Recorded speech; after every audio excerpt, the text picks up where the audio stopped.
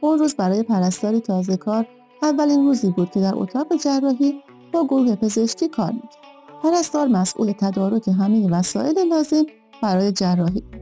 بنابراین باید مطمئن می‌شد که قبل از اتمام جراحی و دوختن بخیه‌ها همه چیز مرتب.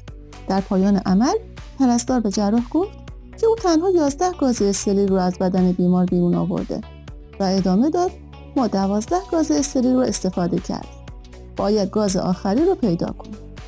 جراح با ترش‌رویی گفت مسئولیت اون رو من به عهده میگیرم. لطفاً بخیه بزنید. پرستار با جدیت گفت نه، نباید اجازه بخیه زدن بدین. به بیمار فکر کنید.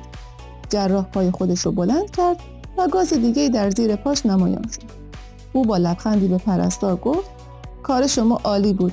شما چه اینجا و چه در هر بیمارستان دیگه‌ای که باشین موفق خواهید بود.